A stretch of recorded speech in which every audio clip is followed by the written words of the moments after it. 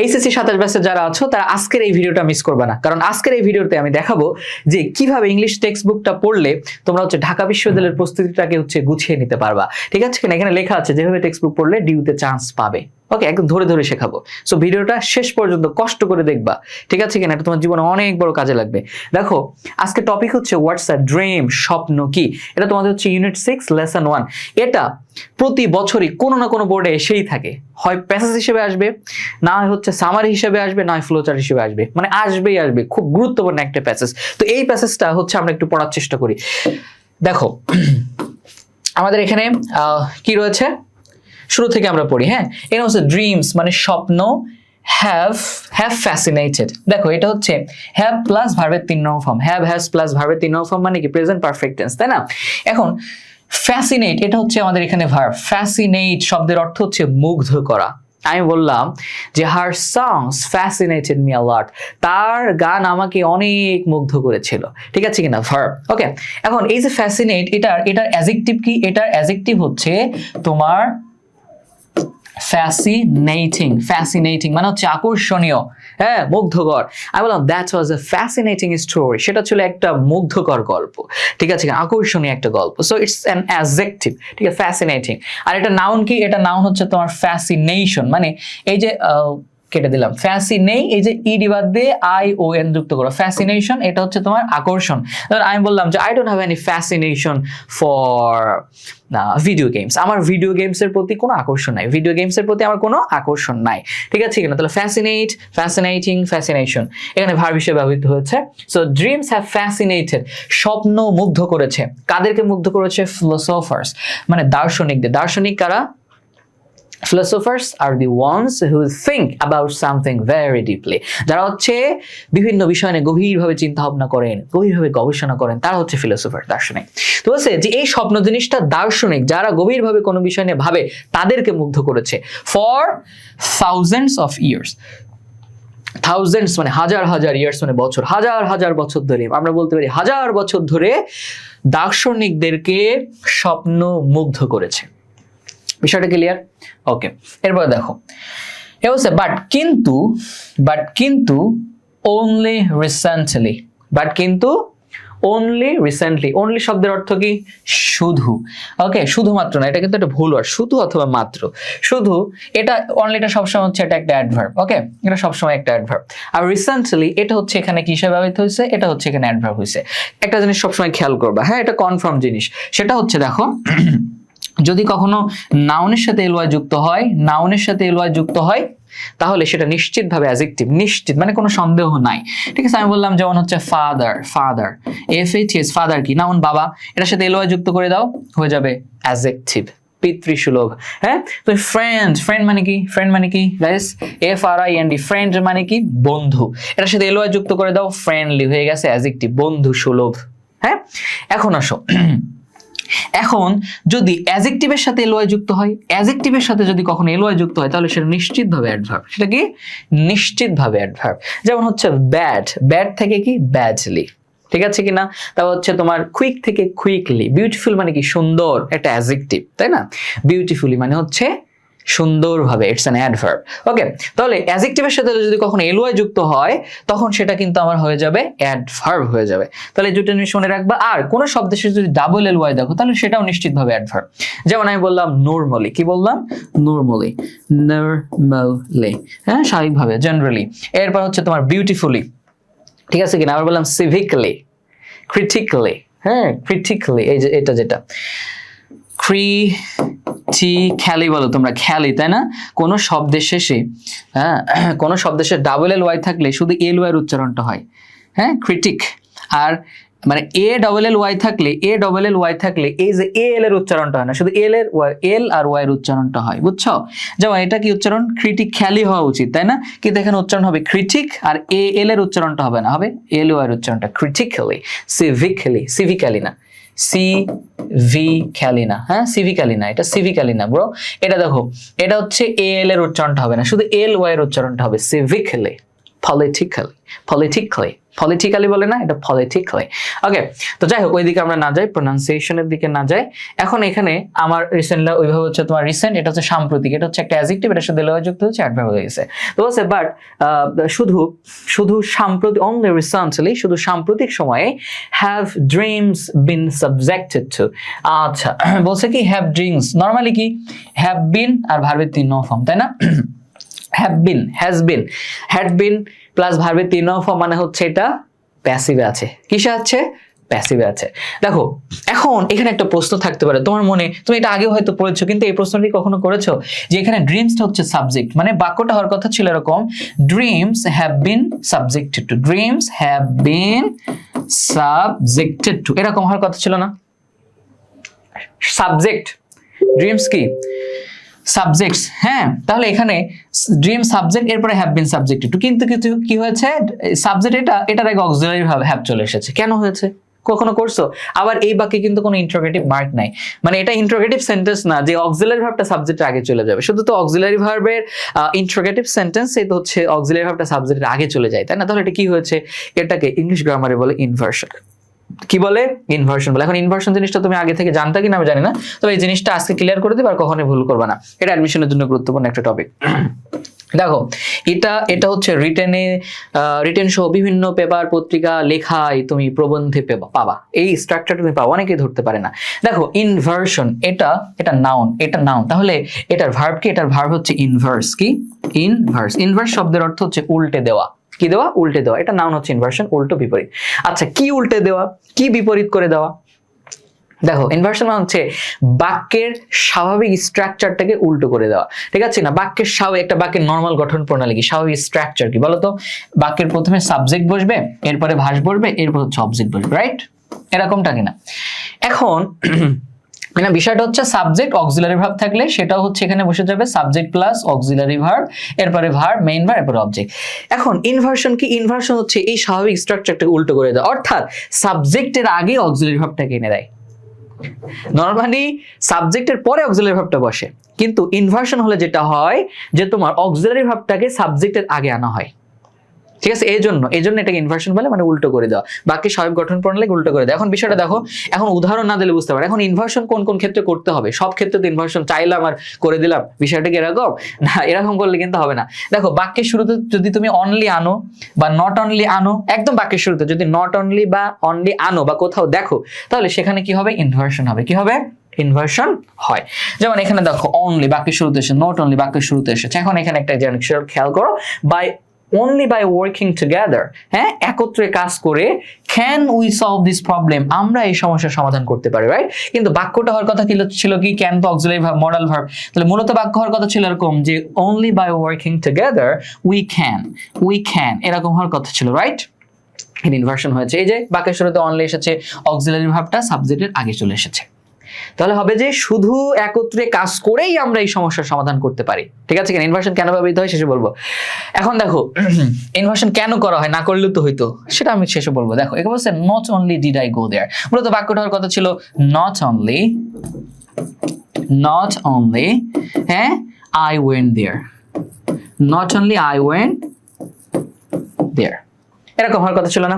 যেহেতু এখানে not only এসেছে, আমার ইনভার্সন করতে হবে। ইনভার্সন করতে গেলে কি করতে? সাবজেক্টের আগে অক্সিলারি ভার্ব। কথা হচ্ছে এই বাক্যে তোমার অক্সিলারি ভার্ব নাই, হ্যাঁ? এটা কোন টেন্স? দেখো গো ভার্বের 2 নং ফর্ম ওয়েন্ট না, গো ওয়েন্ট গন। গো ভার্বের 2 নং ফর্ম হচ্ছে তোমার এই ওয়েন্ট।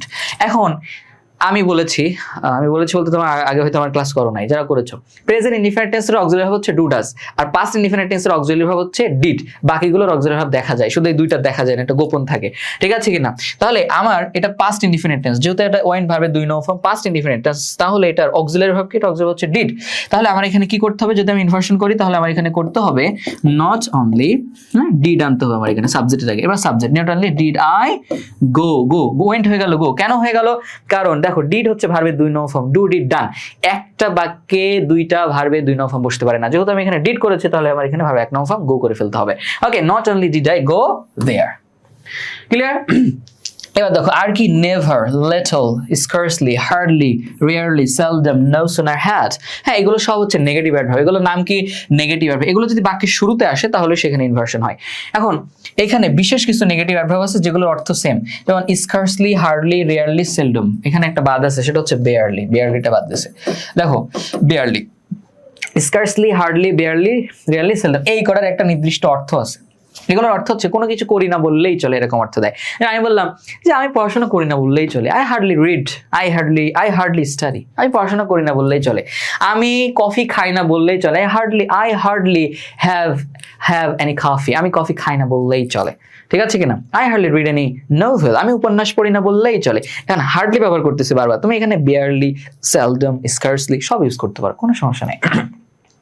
এখন এগুলো যখন কি হবে, বাক্যের শুরুতে আসবে তখন ইনভার্সন হবে। যেমন never will he be happy ever, মূলত বাক্যটা হওয়ার কথা ছিল never he will be happy, কিন্তু ইনভার্সন করা হয়েছে। এই যে নেভার নেগেটিভ অ্যাডভার্ব চলে আসছে বাক্যের শুরুতে। ভেরি লিটল, খুব সামান্যই। হ্যাঁ, do you know about me brother, ভাই তুমি আমার সঙ্গে খুব অল্পই জানো, খুব অল্পই তুমি আমার সম্পর্কে জানো। ইনভার্সন হয়েছে এখানে। ওকে, এবার দেখো ইনভার্সন আর কোথায় হয়, যদি এই যে নো নট দিয়ে শুরু হওয়া ইন নেগেটিভ অ্যাডভার্বিয়াল এক্সপ্রেশন এর পরে ইনভার্সন হয়। মানে বিষয়টা হচ্ছে বাক্যের শুরুতে যদি কোনো অ্যাডভার্ব থাকে এবং অ্যাডভার্বের ভিতরে নো এবং নট শব্দটা থাকে, যেমন এখানে বলছে ইন নো ওয়ে, এটা একটা adverb. In no way adverbial express, এটা হচ্ছে একটা অ্যাডভার্বিয়াল, মানে হচ্ছে অ্যাডভার্বিয়াল ফ্রেজ আর কি। সো ইন নো ওয়ে, এখানে এটা অ্যাডভার্ব, এটার ভিতরে নো আছে, এখানে ইনভার্সন হবে। আন্ডার নো সিচুয়েশন, কোনো অবস্থাতেই না, কোনো অবস্থাতেই। was I allowed to get admitted into DU, কোনো অবস্থাতে আমি ঢাকা বিশ্ববিদ্যালয়ে পড়ার আমার অনুমতি দেওয়া হয় নাই। প্যাসিভ বিহেভিয়ার প্লাস V3, ঠিক আছে। এখন এখানে একটা নোট আছে, কি নোট আছে দেখো, inversion is only used, inversion শুধু ইউজ করা হয় ইন এ সেন্টেন্স, একটা বাক্যে, টু এমফাসাইজ মানে জোর প্রদান করার জন্য, ওয়ার্ডস কোনো শব্দকে জোর প্রদান করার জন্য, or the meaning of a sentence, একটা বাক্যের অর্থকে জোর প্রদান করা। তাহলে ইনভার্সন কখন ইউজ করি? আমি যদি কোনো বাক্যের অর্থকে জোর প্রদান করতে চাই, কোনো বাক্যের অর্থ এমফাসাইজ করতে চাই, তখন আমি ইনভার্সন ব্যবহার করি, ঠিক আছে কিনা? এখন এই বাক্যটা দেখো, তুমি বলতে পারো ভাই এখানে তো অনলি আছে, কেন ইনভার্সন হয় নাই? এই যে অনলিটা শুরুতে নাই, তো শুরুতে থাকতে হবে। দেখো আমি যদি শুরুতে আনতাম তাহলে বাক্যের স্ট্রাকচার চেঞ্জ হতো। কি হবে? বাক্যের শুরুতে আসলে এটা হয়ে যেত অনলি ইজ ইনভার্সন, তখন হয়ে যেত এই যে ইজ ইনভার্সন, ইনভার্সনের আগে ভার্বটা চলে আসতো। Only is in version used in a sentence, এরকম হতো। বুঝতে পেরেছো? আচ্ছা, এবার দেখো কি বলতেছে এখানে, আমরা কোথায় ছিলাম? এই যে এখানে সেটাই হচ্ছে, বলতেছে বাট কিন্তু অনলি রিসেন্টলি, শুধু সাম্প্রতিক সময়ে, have dreams been subjected to. এখন এখানে একটা জিনিস দেখো, এটা তো প্যাসিভ আছে, have been, has been, had been, ভার্বের 3 নং ফর্ম, সাবজেক্টিভ ভার্বের 3 নং ফর্ম।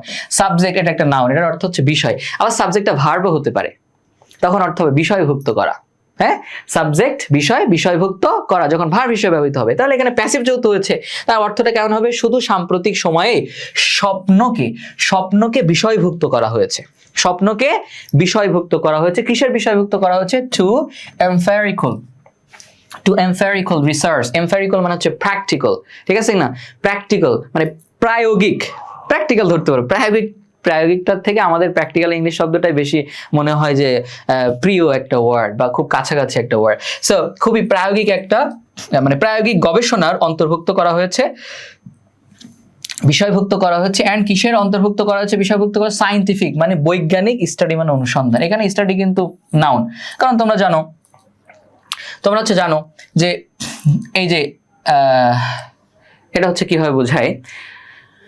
দেখো নরমাল হচ্ছে দুইটা ওয়ার্ড, তো দুইটা ওয়ার্ড যখন পাশাপাশি থাকে, প্রথমটা অ্যাডজেক্টিভ, পরেরটা হয় নাউন, সেটা হচ্ছে নাউন। স্টাডি মানে এখানে পড়াশোনা করেন, এখানে অর্থ হচ্ছে অনুসন্ধান। সো শুধু সাম্প্রতিক সময়ে স্বপ্নকে তোমার প্রায়োগিক গবেষণা এবং বৈজ্ঞানিক অনুসন্ধানের অংশভুক্ত করা হয়েছে, হ্যাঁ, অন্তর্ভুক্ত করা হয়েছে, বিষয়ভুক্ত করা হয়েছে।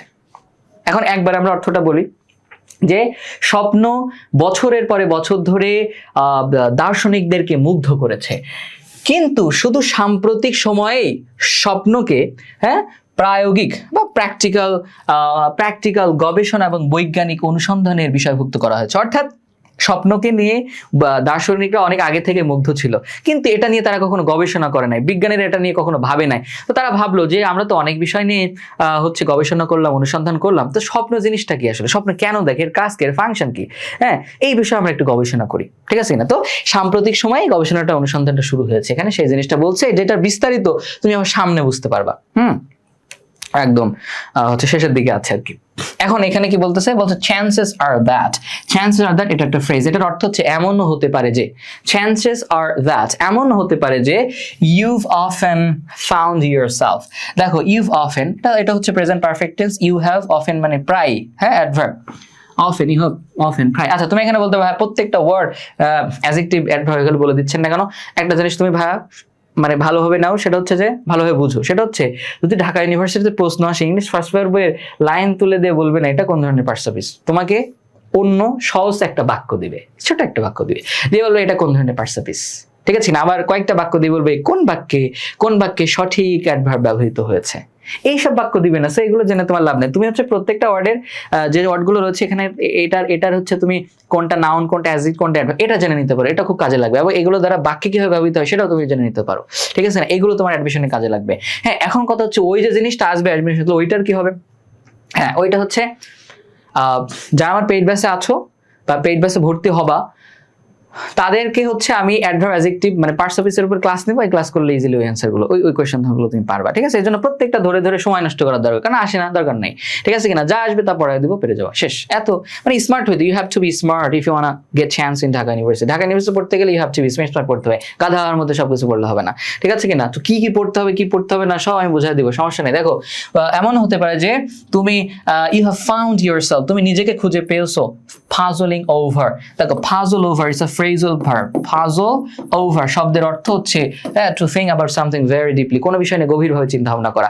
এখন আমরা জানি একটা বাক্যে যখন দুইটা ভার্ব হয়, হ্যাঁ তখন দ্বিতীয় ভাবে সে আইনযুক্ত হয় কখন, যখন অবস্থা বোঝায়, এখানে অবস্থা বুঝিয়েছে। দেখো এমনও হতে পারে যে তুমি নিজেকে খুঁজে পেয়েছো puzzling over, হ্যাঁ গভীরভাবে চিন্তা করা অবস্থায়, কি সম্পর্কে গভীরভাবে চিন্তা করা অবস্থায়, দ্য কন্টেন্ট শব্দের অর্থ হচ্ছে বিষয়বস্তু সম্পর্কে অফ এ ড্রিম একটা স্বপ্নের, মানে তুমি স্বপ্নে একটা বিষয় সম্পর্কে, কোনো একটা বিষয় সম্পর্কে স্বপ্ন দেখেছো, সকালে উঠে এটা নিয়ে তুমি ভাবতেছো, তুমি রাতে একটা ভয়ঙ্কর স্বপ্ন দেখলা, অনেকগুলো সাপ তোমাকে তাড়িয়ে নিয়ে বেড়াচ্ছে এখান থেকে সেখানে, হঠাৎ তোমাকে মনে হচ্ছে আটকাই ফেলছে, চারিপাশ দিয়ে আটকে তোমাকে এবার মনে করে হামলা করছে তোমাদেরকে।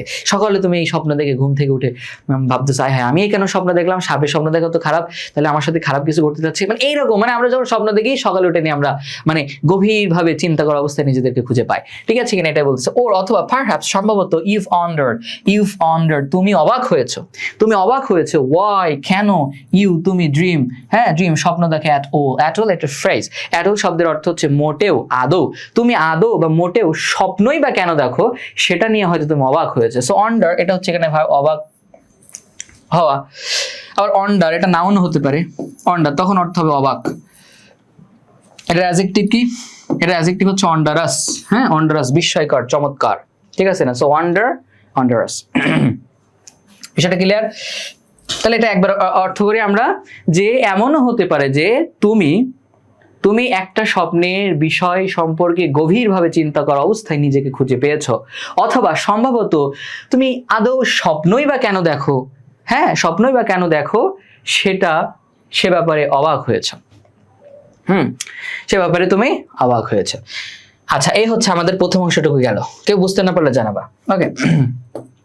এখন দেখো এখানে আরো আছে, মানে অনেক, এই প্যাসেজ তো শেষ নাই।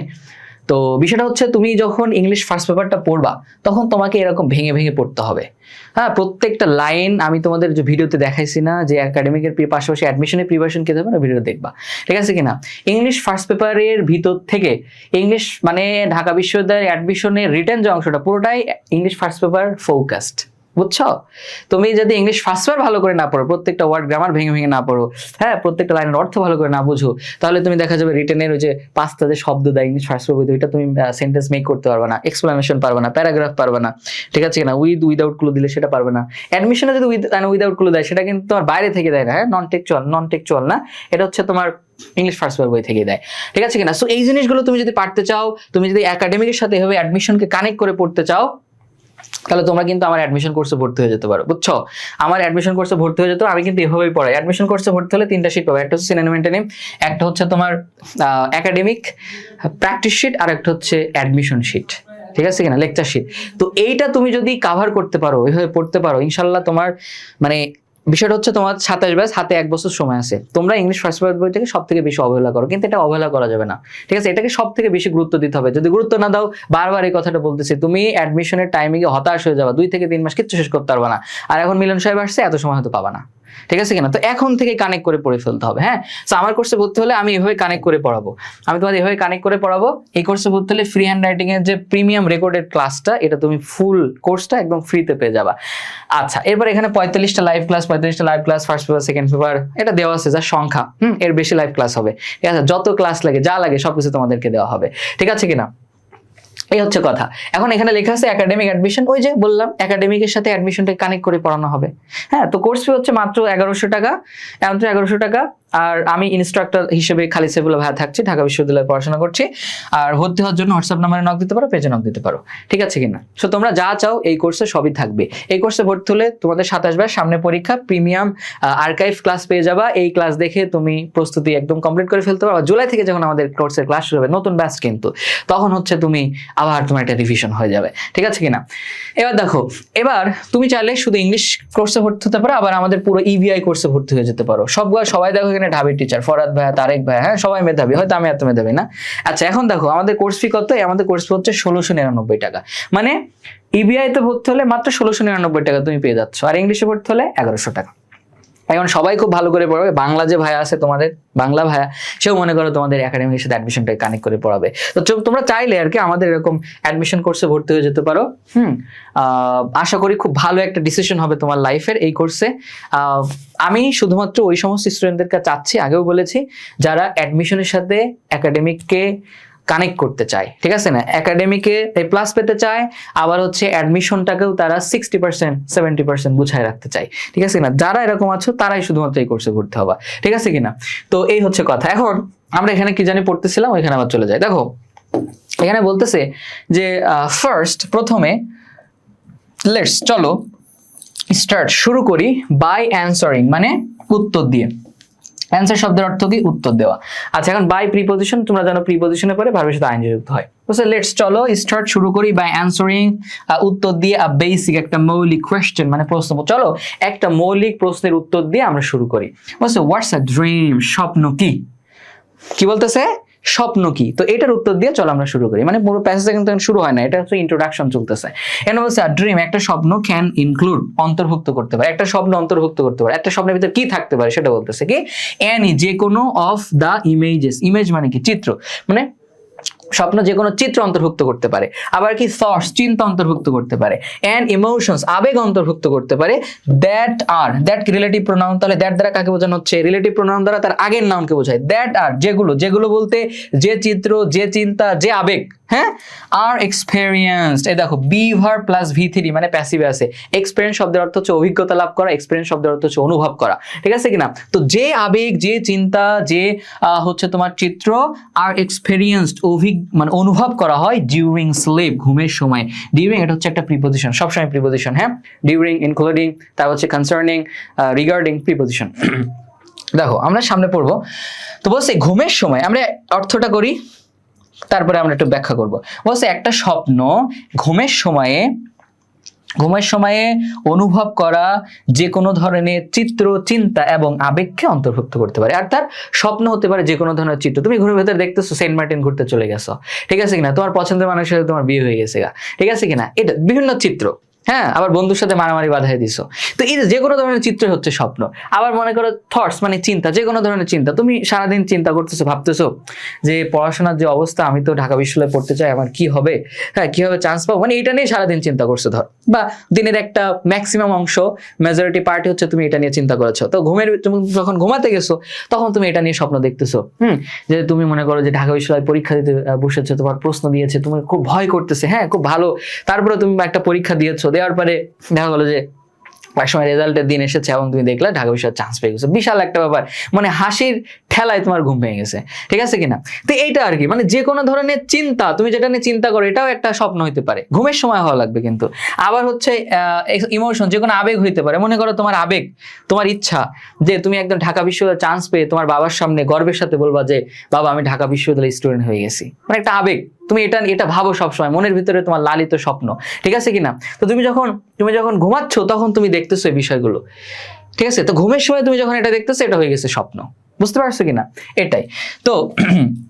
তাহলে স্বপ্ন কি? স্বপ্ন হচ্ছে ঘুমের সময় অনুভব করা যে কোনো ধরনের চিত্র, চিন্তা এবং আবেগকে অন্তর্ভুক্ত করতে পারে। অবশ্য ড্রিম, স্বপ্ন ক্যান বি, হতে পারে। স্বপ্ন কেমন হতে পারে?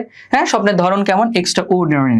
এক্সট্রাঅর্ডিনারিলি, মানে বিস্ময়কর ভাবে। It's an adverb। হ্যাঁ, যে স্বপ্ন হতে পারে বিস্ময়কর ভাবে ভিভিড মানে জীবন্ত। অর্থাৎ তুমি যে স্বপ্ন দেখতেছো, হ্যাঁ, তোমার কাছে মনে হচ্ছে যে একদম জীবন্ত। অনেক সময় হয় না, মানে খুব ভালো স্বপ্ন দেখি, মানে সেই একটা ব্যাপার, হঠাৎ করে ঘুম ভেঙে গেলে মনটা খারাপ হয়ে যায়, এত সুন্দর একটা স্বপ্ন দেখছিলাম, হ্যাঁ, শেষই করতে পারলাম না, এরকম। বলছে স্বপ্ন হচ্ছে এরকম জীবন্ত হইতে পারে, ওর ভেরি, মানে খুবই ভ্যাগিউ, মানে খুবই অস্পষ্ট হইতে পারে। মানে কি স্বপ্ন দেখছো সকালে উঠে আর বুঝতে পারতেছে না বা মনে নেই, তো অস্পষ্ট হতে পারে। এবার ফিল্ড উইথ, দেখো ফিল্ডের পরে কিন্তু উইথ আসে, অ্যাপ্রোপ্রিয়েট পজিশন, কোনো কিছু দিয়ে পরিপূর্ণ হওয়া। হ্যাঁ, ফিল্ড উইথ পরিপূর্ণ হতে পারে। জয়ফুল এটা কিন্তু একটা অ্যাডজেক্টিভ। হ্যাঁ, জয়ফুল মানে কি? আনন্দদায়ক হতে পারে, মানে জয়ফুল ইমোশনস, আনন্দদায়ক আবেগ হইতে পারে। স্বপ্ন হতে পারে কি? আনন্দদায়ক আবেগ। ওকে, মানে তুমি এমন একটা বিষয়ে স্বপ্ন দেখেছো যেটাতে তুমি আনন্দ পেয়েছো, অনেক তোমার খুব ভালো লেগেছে, ঠিক আছে কিনা? এরকম। ও আর কি হতে পারে? Frightening images. ফ্রাইটেনিং মানে কি? ভয়ঙ্কর। ইমেজেস মানে চিত্র, ভয়ঙ্কর চিত্র হইতে পারে স্বপ্ন, ঠিক আছে? তুমি এমন একটা, যে আগে বললাম, হ্যাঁ, ঘুমের ভিতরে দেখতেছো যে তোমার অনেকগুলো সাপ তোমাকে নিয়ে তাড়া করতেছে, হ্যাঁ, তাড়া করতেছে, এমন ঘুমের ভিতরে তোমার মনে করো গা ঠা ঘেমে শেষ, হ্যাঁ, খুব ভয়ঙ্কর একটা স্বপ্ন, চারিদিক থেকে সাপ তোমাকে ঘিরে এবার মনে করে হামলা করে দিছে। এবার তুমি সকালবেলা তোমার হঠাৎ করে ভয় ঘুম ভেঙে গেছে, আল্লাহ এই স্বপ্ন আমি কেমন দেখলাম, সাপের স্বপ্ন তো খারাপ, আমার কি তাহলে খারাপ কিছু ঘটবে আমার সাথে? এই যে মানে স্বপ্নটা হইতে পারে এরকম ভয়ঙ্কর চিত্র হতে পারে। অবশ্য ফোকাসড, হ্যাঁ, স্পষ্ট হইতে পারে। অ্যান্ড আন্ডারস্ট্যান্ডেবল এটা হতে পারে বোধগম্য, মানে স্বপ্ন যেটা দেখেছো ওটা তুমি খুব ক্লিয়ারলি বুঝতে পারতেছো, এরকম। তো স্পষ্ট এবং বোধগম্য হতে পারে। দেখো কোনো শব্দের শেষে এ বি এল ই থাকলে এটা অ্যাডজেক্টিভ হয়, হ্যাঁ, কি হয়? অ্যাডজেক্টিভ হয়। আবার তুমি যদি এটার সাথে এলওয়াই যুক্ত করে দাও, অ্যাডজেক্টিভ, এটাতে অ্যাডজেক্টিভ, তাই না? এ বি এল ই, এটার সাথে এলওয়াই যুক্ত করে দিলে সেটা আবার অ্যাডভার্ব হয়ে যাবে, কারণ অ্যাডজেক্টিভের সাথে এলওয়াই যুক্ত করলে সবসময় অ্যাডভার্ব হয়। হ্যাঁ, নাউনের সাথে এলওয়াই যুক্ত করলে কি হয়? অ্যাডজেক্টিভ হয়। আচ্ছা, তাহলে আন্ডারস্ট্যান্ডেবল। এবার হচ্ছে ওর আনক্লিয়ার, অস্পষ্ট হইতে পারে। এন্ড কনফিউজিং মানে বিভ্রান্তকর হইতে পারে। মানে কি স্বপ্ন দেখছো এটাকে তোমাকে নানা দিকে পরিচালিত করতেছে, যে এই স্বপ্নের ব্যাখ্যা কি, কেন দেখলাম, হ্যান ত্যান আর কি, ঠিক আছে না? তো স্বপ্ন কেমন হতে পারে সেটা বলছে, সব ব্যাখ্যা সামনে আছে, হ্যাঁ, এখানে ব্যাখ্যা না করলেও চলে। তাহলে আমরা এটা একবার অর্থ করে ফেলি, যে কি বলতেছে? স্বপ্ন বিস্ময়কর ভাবে জীবন্ত হতে পারে, খুবই অস্পষ্ট হতে পারে, আনন্দদায়ক আবেগ অথবা ভয়ঙ্কর চিত্র দ্বারা পরিপূর্ণ হতে পারে, হ্যাঁ, স্পষ্ট এবং বোধগম্য হতে পারে, অথবা অস্পষ্ট এবং কনফিউজিং, বিভ্রান্তিকর হতে পারে। তো মোটামুটি আমরা কিন্তু এই অংশটা পড়ে ফেললাম। সো যারা ক্লাসটা শেষ পর্যন্ত দেখলা সবাইকে অসংখ্য ধন্যবাদ। তো অ্যাকচুয়ালি হচ্ছে এই ক্লাসে আমি সব পড়াবো না, ক্লাসটা করতে গেলে অনেক লম্বা হয়ে যাবে। সো তো তোমরা চাইলে আমার ইউটিউবে ফ্রি ভিডিও দেখতে পারো। আবার হচ্ছে আমাদের একাডেমিতে কিন্তু সপ্তাহব্যাপী ফ্রি লাইভ ক্লাস হবে, ইংরেজি বাংলা আইসিটি, এই ক্লাসগুলো দেখতে পারো, সেখানে আমি বিস্তারিত পড়াবো। তো সবাই ভালো থেকো। আর যদি মনে হয় যে ভাইয়ের কোর্সে পড়লে আমার একাডেমি অ্যাডমিশন ভালো হবে বা আমি অনেক কিছু শিখতে পারবো, তাহলে তোমরা একেবারে নির্দ্বিধায়, হ্যাঁ, নিশ্চিন্তায় ভর্তি হয়ে যেতে পারো, ঠিক আছে কিনা? তো সবাই ভালো থেকো, সুস্থ থেকো। আবার নেক্সট কোনো ক্লাস ইনশাআল্লাহ দেখা হবে। আল্লাহ হাফেজ, টেক কেয়ার, বাই বাই, আসসালামু আলাইকুম।